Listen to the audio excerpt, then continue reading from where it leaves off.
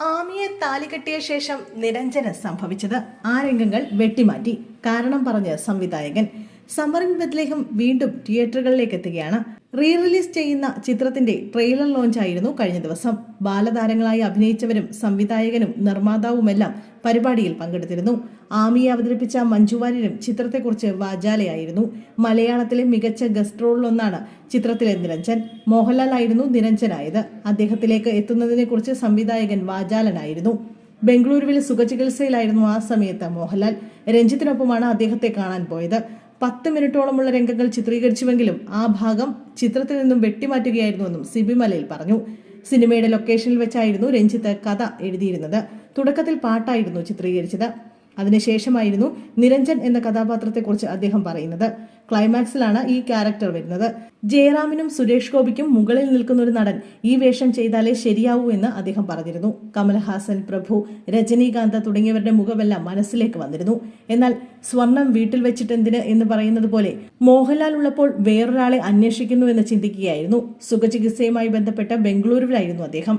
2 ദിവസ സമയമാണ് ചോദിച്ചത്. ആ സമയത്ത് ലാൽ താടിയൊക്കെ വളർത്തിയിരുന്നു. ഈ ലുക്ക് മാറ്റാതെ തന്നെ ലൊക്കേഷനിലേക്ക് വരണമെന്നും ഞങ്ങൾ ആവശ്യപ്പെട്ടിരുന്നു. കഥാപാത്രത്തിന് അനുയോജ്യമായ ലുക്കിലായിരുന്നു അദ്ദേഹം. ആമിയെ താലികെട്ടിയ ശേഷം കൺവീൻസ് ചെയ്യിക്കുന്ന ഒരു സീൻ ഉണ്ടായിരുന്നു. 10 മിനിറ്റോളം വരുന്ന ആ രംഗം കട്ട് ചെയ്ത് മാറ്റുകയായിരുന്നു. നിരഞ്ജന്റെ മറ്റൊരു രംഗവും ഉണ്ടായിരുന്നു. അവർ ബെഞ്ചിലിരുന്ന് സംസാരിക്കുന്നത്. ആ സീനുകൾ സിനിമയിൽ ആവശ്യമില്ല. അതുകൊണ്ട് ആളുകൾ വല്ലാതെ അസ്വസ്ഥരാവുന്നുണ്ടെന്ന് സിനിമ കണ്ടതിനു ശേഷം സിയാദ് പറഞ്ഞിരുന്നു. അങ്ങനെയാണ് അത് മാറ്റിയത്. നിരഞ്ജൻ മരിച്ചു എന്ന് പറയുമ്പോൾ ആളുകൾക്ക് നിരാശയാണെന്നും അദ്ദേഹം പറഞ്ഞിരുന്നു. റീ റിലീസിൽ ഈ ഭാഗങ്ങൾ ഉൾപ്പെടുത്താമെന്ന് കരുതിയെങ്കിലും നല്ല ക്വാളിറ്റിയുള്ള നെഗറ്റീവുകൾ ലഭ്യമല്ല. അല്ലായിരുന്നെങ്കിൽ അത് സർപ്രൈസായി കാണിച്ചേനെ.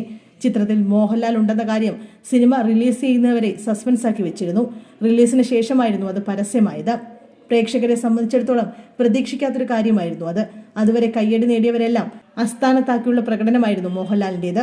വളരെ കുറഞ്ഞ സമയം കൊണ്ട് സിനിമയുടെ ജാതകം തിരുത്തുകയായിരുന്നു അദ്ദേഹം. സുരേഷ് ഗോപിക്കും ജയറാമിനും അപ്പുറം ചർച്ചയായി മാറുകയായിരുന്നു നിരഞ്ജനും. ആമി മാത്രമല്ല, അതുപോലെ തന്നെ ഓർമ്മിക്കപ്പെടുന്ന കഥാപാത്രമായി നിരഞ്ജനും മാറി. 17 വയസ്സുള്ളപ്പോഴാണ് ഞാൻ ഈ ചിത്രത്തിൽ അഭിനയിക്കുന്നത്.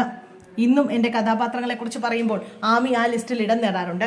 ആമിയുടെ മാനസികാവസ്ഥയോ ആമി പിന്നിട്ട വഴികളോ ആ ജീവിതത്തെക്കുറിച്ചോ ഒന്നും അന്നത്ര കാര്യമായി മനസ്സിലായിട്ട് പോലുമില്ലായിരുന്നു. ഒരു പിക്നിക് പോലെയായിരുന്നു അന്നത്തെ അനുഭവം എന്നാണ് മഞ്ജു വാര്യർ പറഞ്ഞത്.